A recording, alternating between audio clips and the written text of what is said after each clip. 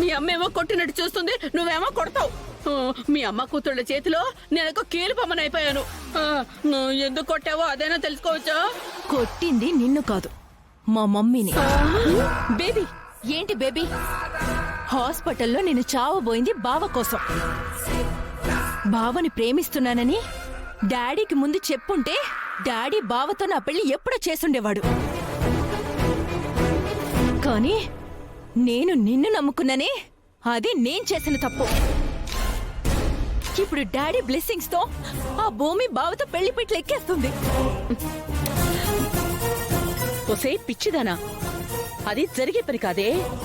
భూమిని చేసుకోపోతే నా కొడుకు చచ్చిపోయేలా ఉన్నాడు అని ఆ గగన్గడమ్మ శారద నన్ను మీ నాన్నని పిలిచి మా కాళ్ళ మీద పడితే అప్పుడు దాన్ని మేము అవకాశంగా తీసుకుని ఆవిడ మీ మావయ్య కేపీకి విడాకులిస్తేనే ఈ పెళ్లి జరుగుతుందని కండిషన్ పెట్టాం. ఆ కండిషన్ కి శారదత్తే ఒప్పేసుకుని ఉంటుంది, పెళ్ళైతే జరిగిపోతుంది కదా. ఒసే ఏది పూర్తిగా వినవా? అబ్బే, నీ లక్షణాలు తక్కువ, అల్లుడు గారి లక్షణాలు ఎక్కువ అబ్బినట్టున్నాయమ్మాయి. ఇది కూడా అల్లుడు గారిలా వెర్రి బాగుంది. పిన్ని, దీని చేతిలో తిన్నావు సరిపోదా? నా చేతి రుచి కూడా చూస్తావా? ఇప్పుడు నేనేమన్నానమ్మాయి? మధ్యలోకి రాకు. చూడు బేబీ, కండిషన్ పెడితే శారది పెళ్లికి ఒప్పుకోదు అనుకున్నావు, కానీ ఒప్పుకుంది. నీలాగే మీ డాడీ కూడా ఈ పెళ్లి ఎక్కడ జరిగిపోతుందోనని టెన్షన్ పడుతున్నారు, కానీ జరగదు.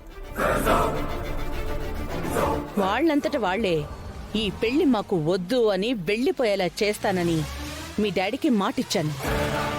అదే మాట నీకు ఇస్తున్నాను, నన్ను నమ్ము. అయితే గ్యారంటీగా భూమితో బావ పెళ్లి జరగదా? జరగదు. మధ్యలోనే ఆగిపోతుందా? చెప్తున్నాను కదా బేబీ, ఆగిపోతుంది.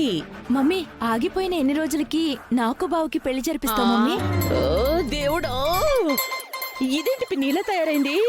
అల్లుడు గారి లక్షణాలని చెప్తున్నాను కదమ్మాయి. మమ్మీ, బావతో నా పెళ్లి చేస్తా అని నువ్వు నాకు మాట ఇచ్చావు, అది నువ్వు మర్చిపోతున్నట్టున్నావు.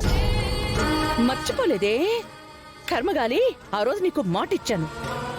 కానీ ఇప్పటికిప్పుడు నీతో వాడి పెళ్లి చేస్తానంటే వాడేమైనా ఎగేసుకుంటూ వస్తాడా? వాడు భూమితో పీకల్లోతు ప్రేమలో ఉన్నాడు.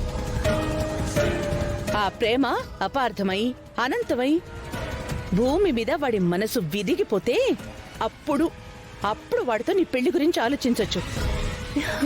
భూమి మీద మనసు విరిగిపోతే బావ దేవదాస్ అయిపోతే నేను చంద్రముఖిలా బావ ముందు డాన్స్ చేసి బావని మార్చుకునేస్తాను.